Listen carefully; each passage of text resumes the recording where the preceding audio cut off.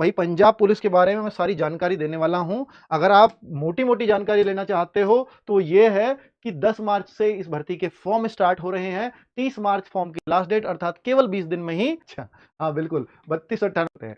10+2 ये रहा। और मतलब ये क्वालिफिकेशंस हैं, केवल +2 चाहिए होता है। 18 से 28 साल एज है। हाइट 170.2 सेंटीमीटर लड़कों की। लड़कियों की 157.5 सेंटीमीटर, क्योंकि पंजाब की साइड जाओगे ना तो लोग लंबे मिलते हैं, इसलिए बाकी स्टेट पुलिस से यहाँ पर हाइट थोड़ी सी ज्यादा मांगते हैं। 18 से 28 साल एज, 18 से 28 साल एज।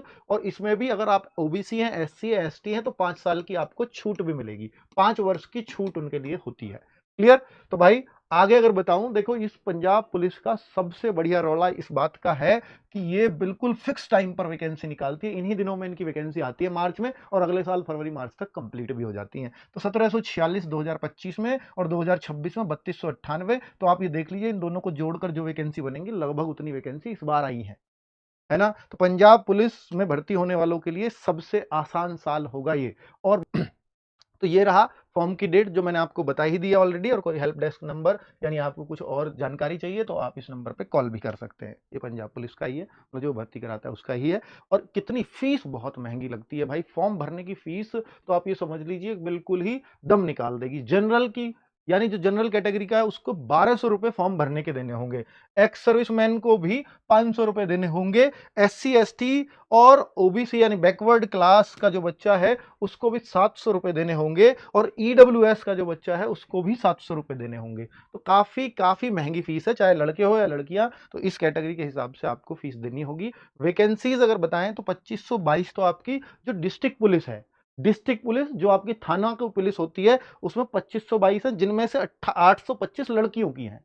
825 लड़कियों की है। और एक आर्म्ड पुलिस है, जैसे यूपी में पीएससी होती है, वैसी एक आर्म्ड पुलिस होती है, आर्म्ड पुलिस कैडर, जो हथियारबंद पुलिस होती है। तो वो 776, यानी जहां दंगा फसाद होता है तो एक साथ फोर्स राज्य के पास होती है, तो उस फोर्स को आर्म्ड फोर्स बोलते हैं, उसको रोकने के लिए। तो 776 लड़कों की हैं और 259 लड़कियों की हैं। 776 इधर और 2522 इधर, दोनों को मिला दूंगा तो 3298 वैकेंसीज ये बन रही हैं इस तरह से। ठीक है, चलो आगे अगर देखें स्टेज 1 पे क्या है, तो स्टेज 1 पे मेरे साथियों देखिए, मैं आपको बताना चाहता हूं कि 3 स्टेजेस में ये भर्ती कराई जाती है कंप्लीट। स्टेज 1, स्टेज 2 और स्टेज 3।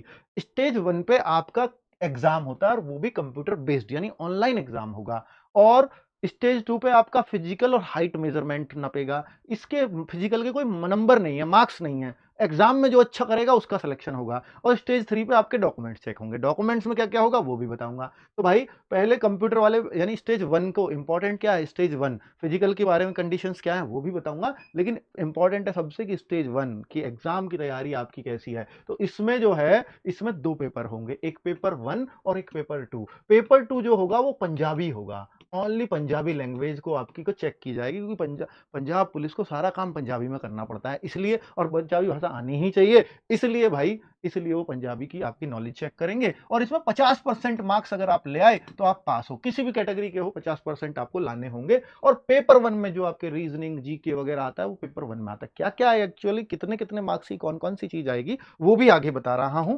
जस्ट एक एक चीज करके बता देता हूं। एक ईडब्ल्यूएस कैटेगरी होती है, जो इकोनॉमिकली वीकर सेक्शन होता है, उसके लिए इन्होंने मांगा है कि भैया आपको ईडब्ल्यूएस का जो सर्टिफिकेट है ना वो इसी फाइनेंशियल ईयर का चाहिए होगा। इसी फाइनेंशियल ईयर का मतलब है कि 1 अप्रैल 2025 के बाद का।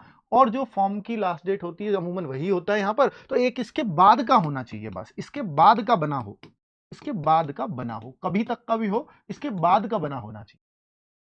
ठीक है। और दूसरा अगर मैं बोलूं कि भाई ये इन्होंने लिखा है 2024-25 के आधार पर फाइनेंशियल ईयर पे होना चाहिए, तो इसका मतलब ये है कि वो इस पर बेस्ड होगा। यानी जो इस साल आपका ईडब्ल्यूएस बनता है वो पिछले साल के फाइनेंशियल ईयर पर बेस्ड होता है। तो इस साल के फाइनेंशियल का जो आय इनकम सर्टिफिकेट है इसके आधार पर ये ईडब्ल्यूएस बनता है। वो बात ये समझाई हुई है बस इसमें। क्लियर?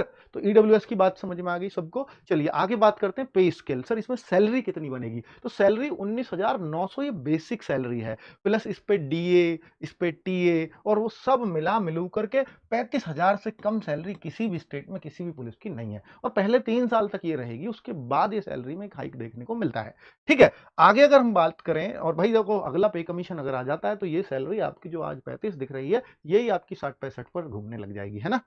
चलो नेशनैलिटी तो इंडियन होनी ही चाहिए और इसमें कोई डाउट ही नहीं है, इंडियन कोई मिलेगी ये नौकरी। और देखो मिनिमम जो एज है वो 1 जनवरी 2026 को मांगी गई है और मैक्सिमम एज भी 1 जनवरी 2026 को मांगी गई है, 18 से 28 साल। मैंने पहले ही बता दिया था। 5 साल की एससी एसटी के लिए छूट भी है, ठीक है, और 5 साल की ये लिख रही छूट, 33 साल तक वो फॉर्म भर सकते हैं इस बात का। चलो अब नेक्स्ट बात करते हैं क्वालिफिकेशंस की। हालांकि मैंने ब्रीफ में क्वालिफिकेशंस की बात कर दी है, फिर भी और डिटेल में बता रहा हूँ। 10+2 आपके किसी भी बोर्ड की यूनिवर्सिटी से हो, कितने भी मार्क्स हो, कोई फर्क नहीं पड़ता, पास होने चाहिए आप किसी भी स्ट्रीम से। 10+2 आपकी पास हो। और एक और जो इसमें मैंडेटरी क्वालिफिकेशन लगाई है, अगर आप एक्स सर्विसमैन है तो 10th पास भी चलेगा, ये दूसरी बात ये लिखी हुई है। अब मैं आपको बता देता हूं मैंडेटरी क्वालिफिकेशन, यानी इसके साथ ये और होना चाहिए, यानी apart from above mentioned qualification, इससे अलग और क्या चाहिए? All candidates must have passed matriculation examination with Punjabi. सभी लोग इससे अलग 12वीं से अलग, 12वीं पास करने के अलावा 10वीं तक आपने पंजाबी को एक कंपलसरी या एक ऑप्शनल लैंग्वेज के रूप में, इलेक्टिव सब्जेक्ट के रूप में इसको पढ़ा हुआ जरूर होना चाहिए 10वीं तक, ठीक है। ये उसने समझाया है बस आपको। ये अब ये कंडीशन ही दूसरे स्टेट वाले बच्चों को फॉर्म भरने से रोक देगी, क्योंकि आपको देखिए 12वीं पास कोई भी हो सकता है। उन्होंने ये नहीं मांगा कि भैया ये पंजाबी होना चाहिए, पंजाब का होना चाहिए, ऐसा नहीं, पर ये कंडीशन लगाते हैं कि 10वीं पंजाबी में पास होनी चाहिए आपकी, पंजाबी में एक सब्जेक्ट होना चाहिए। तो बाकी बाकी तो फिर तो भाई अपने आप ही अलग हो जाएंगे, है ना, अदर स्टेट का चक्कर ही खत्म हो जाएगा। तो कंप्यूटर बेस्ड टेस्ट में क्या क्या आएगा भाई? पेपर 1 और पेपर 2 दो पेपर होंगे। पेपर 1 100 क्वेश्चन का होगा, हर क्वेश्चन 1 नंबर का होगा, ऑनलाइन टेस्ट होगा। पेपर 2 में आपके 50 क्वेश्चन होंगे, जिसमें से 25 बिल्कुल ठीक करने होंगे, तो आपका पेपर 2 पास माना जाएगा। और ये क्वालिफाइंग है, पेपर 2 ओनली क्वालिफाइंग है, 50% इसमें लाने होंगे, ओनली क्वालिफाइंग। मार्क्स इस पर मेरिट बनने की 100 में से कितने पर गई है उससे सिलेक्शन होता है, 100 में से जो ज्यादा स्कोर करेगा, है ना। चलो अब बात करते हैं भाई, देखो पेपर 1 में क्या क्या आता है, उन 100 में से क्या क्या आएगा। जनरल अवेयरनेस, ये पूरे टॉपिक खोल दिए हैं कि क्या क्या इस जनरल अवेयरनेस में आएगा। पंजाब जीके कितना आता है वो सब कुछ बता दिया है। Culture and economy of Punjab, history geography ये सब पंजाब। और ये देखिए constitution and its features, central and state legislate, ये तो बिल्कुल वही है। तो आपका कॉन्स्टिट्यूशन ही हो गया ऊपर, और हिस्ट्री ज्योग्राफी भी हो गया, culture and economy of Punjab भी हो गया। तो टोटल मिला के 35 नंबर का ये है, ठीक है। और ये नीचे हेल्थ एंड न्यूट्रिशन और करंट अफेयर, सब मिला के 35 का, यानी जीके 35 की है, इसमें पंजाबी जीके भी थोड़ी सी होगी। और ये मैथ्स के 20 क्वेश्चन है आपके लिए, मैथ्स के 20 क्वेश्चन है, 100 नंबर का पेपर है, 2 घंटे आपको मिलेंगे पेपर को करने के लिए। तो 35 20 55 तो हो गए। 55 के बाद 20 नंबर का आपका रीजनिंग आएगा। रीजनिंग में ये चैप्टर्स हैं, ऐसे ही मैथ्स में भी चैप्टर बड़े गिनती के हैं, केवल इतना मैथ्स आएगा, है ना, केवल ये चैप्टर्स हैं। रीजनिंग के केवल ये चैप्टर्स हैं, 20 क्वेश्चन यहां से भी आएंगे। इंग्लिश लैंग्वेज एंड स्किल्स, तो इंग्लिश भी आएगी थोड़ी सी 10 मार्क्स की। और बात कर लेते हैं पंजाबी लैंग्वेज स्किल भी आएगा 10 मार्क्स का। अब देखिए ये गुरमुखी लिपि लिख रही है, तो ये तो हिंदी आपको पढ़ ही नहीं पाओगे, पंजाब वाले बच्चे ही इसको पढ़ पाते हैं, ठीक है। हमारी देवनागरी लिपि होती है, ये गुरमुखी लिपि है, हिंदी देवनागरी है।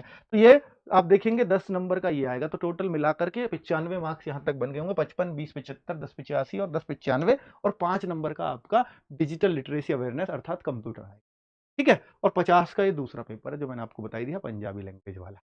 तो टोटल 100 नंबर का पेपर और 50 का ये है, इसको पास ही करना, और 100 नंबर में से जो अच्छे मार्क्स लाएगा उसका सिलेक्शन हो जाएगा। नेगेटिव मार्किंग इसमें है नहीं किसी भी तरह की, ये समझा दिया है, ठीक है। तो ये सब कुछ उसने बता दिया है। और वो कह रहा है कि देखो कितने आप स्कोर लाओगे नहीं पता, लेकिन उसने बोला है कि कम से कम जनरल वालों को 40% से नीचे कट ऑफ नहीं जाएगा। 100 में से अगर कोई 40 से कम कर रहा है तो उसका सिलेक्शन नहीं होगा जनरल में। अगर आप और कैटेगरी से हो, तो ईडब्ल्यूएस से हो, बीसी से हो यानी बैकवर्ड क्लास से हो, एससी से हो, तो आपको 35% स्कोर सिक्योर करना होगा, 35 नंबर जरूर लाने हैं। इससे ऊपर फिर कट ऑफ है कितने पे जाएगा, है ना, इतने कम से कम लाने होंगे, ऐसा वो समझा रहा है। आगे अगर बात कर लेते हैं physical screening test and physical measurement test, तो वो क्या है? PST and PMT. तो भैया एक तो नापतोल है, दूसरी में भागदौड़ है, तो वो दोनों चीजें मैं आपको आगे समझाने वाला हूँ। स्टेज 2 में अब आपका फिजिकल शुरू हो गया। तो आपको इतना पता होना चाहिए कि जो पीएमटी है, फिजिकल मेजरमेंट टेस्ट, इसमें आपकी हाइट नापी जाएगी 5 फीट 7 इंच यानी 170.2 सेंटीमीटर बनती है। तो आप ये कहते होंगे ना पॉइंट में क्यों लिख रखा है, वो इसलिए क्योंकि ये फीट और इंच में लेते हैं, इसलिए पॉइंट में आती है, फिर बदलेंगे कन्वर्ट करेंगे तो ये 5 फीट 2 इंच फीमेल्स की लेते हैं, तो ये कन्वर्ट करेंगे तो 157.5 सेंटीमीटर बैठती है। और ये कहते हैं ट्रांसजेंडर अगर कोई है तो उसको फीमेल की तरह ट्रीट किया जाएगा, अर्थात उसको फीमेल वाली हाइट और ये सब चाहिए होगा। तो देखो उसके लिए अलग से प्रोविजन नहीं है, ट्रांसजेंडर के लिए उसको फीमेल ही माना जाएगा। तो फिजिकल स्क्रीनिंग टेस्ट में क्या है? तो रनिंग है, लॉन्ग जंप है और हाई जंप है, और हाइट मेजरमेंट तो हमने बता दिया। ये 3 चीज़ें और हैं, कितनी लॉन्ग जंप है, कितनी रनिंग है, वो कितनी हाई जंप है, उन सबको बताने के लिए मैं आगे बता रहा हूँ कि देखिए, लड़के लोग हो तो 1600 मीटर आपको 6 मिनट 30 सेकंड में करनी है और लॉन्ग जंप लड़कों को 3.8 मीटर, 3 चांस मिलेंगे। तीनों में से अगर आपने फर्स्ट चांस में लगा दिया तो बाकी 2 चांस आपके बचे हुए हैं, कोई दिक्कत नहीं है। तीसरे में तक भी आप लगा सकते हो, चौथा नहीं मिलेगा अगर नहीं लगा पाए। जो इनमें बेस्ट होगा वो काउंट कर लिया जाएगा, ठीक है। और ये हाई जंप 1.10 मीटर है, ये भी 3 चांस में, और रनिंग में केवल एक ही चांस मिलता है, दूसरा चांस वैसे भी कोई दे भी कोई ले नहीं पाएगा, दोबारा कैसे दौड़ेगा कोई पूरी जान लगा के। फीमेल्स के लिए, और ये एक्स सर्विसमैन वाला है, फीमेल्स के लिए देखेंगे तो 800 मीटर रनिंग है 4 मिनट 30 सेकंड के अंदर, और फीमेल्स के लिए 3 मीटर के करीब 10 फीट लॉन्ग जंप है, और 0.95 मीटर आपका 3 चांसेस के अंदर हाई जंप है, और ये करीब 3 फीट के आसपास होता होगा। चलो तो एक्स सर्विसमैन फीमेल का भी नीचे दे रखा है। आगे डॉक्यूमेंट स्क्रूटनी, यानी तीसरी स्टेज डॉक्यूमेंट्स की होगी। डॉक्यूमेंट्स में क्या क्या चेक करवाना है बच्चों, तो जैसे एक तो matriculation certificate for proof of age, यानी आपको 10वीं का सर्टिफिकेट लेकर के जाना है ताकि एज वेरीफाई हो सके। 12वीं के आपको क्योंकि क्वालिफिकेशन मांगी है तो 12वीं के एजुकेशनल सर्टिफिकेट लेके जाने होंगे। तीसरा, इससे क्लियर हो जाएगा अदर स्टेट भर पाएंगे या नहीं, क्योंकि ये डॉक्यूमेंट्स चाहिए तो आपके पास है कि नहीं है। 10वीं 12वीं तो सबके पास होता है। तीसरा point, proof of having passed Punjabi at matriculation level. 10वीं में आपके पास पंजाबी थी, इसका सर्टिफिकेट आपको ले जाना पड़ेगा, और वो हो सकता है 10th वाली मार्कशीट ही हो तो वो भी चलेगी, है ना, और कोई अलग से सर्टिफिकेट हो तो वो मिलेगा, वो चलेगा। और ये 1/1/2026 से पहले का बना हो, पहले कितना पुराना है उससे कोई मतलब नहीं। डोमिसाइल सर्टिफिकेट, ये बहुत बड़ी बात है। डोमिसाइल सर्टिफिकेट आपको पंजाब गवर्नमेंट का चाहिए होगा, है ना। और ये देखिए, अब अदर स्टेट पे तो डोमिसाइल सर्टिफिकेट भी नहीं होगा, और सारी कैटेगरीज के लिए चाहिए। आगे, सर्टिफिकेट इशूड बाय द, पांचवा क्या पॉइंट है, तो by the competent authority to support claim the reserved category, यानी अगर आप SC ST और BC से ईडब्ल्यूएस से हैं, जनरल वालों को जरूरत नहीं है इसकी, तो वो लोग इसको लेकर के जाएंगे सर्टिफिकेट को। अगर नहीं लेकर गए तो आपको जनरल कैटेगरी में काउंट कर लेंगे वो। और छठा पॉइंट है नो ऑब्जेक्शन सर्टिफिकेट, यानी अगर आप किसी डिपार्टमेंट या ऑफिस में आप नौकरी करते हैं तो वहां से NOC आपको लानी होगी, ठीक है, कि भाई चलो। और मेरिट लिस्ट, फिर इसके बाद मेरिट लिस्ट लग जाती है। सर मेडिकल तो हुआ ही नहीं, इसके बाद मेडिकल हो जाता है। तो मेरिट लिस्ट पहले लगती है फिर मेडिकल हो जाता है। तो समझ में आ गया, तो सारा खेल आपके उन 100 मार्क्स का है।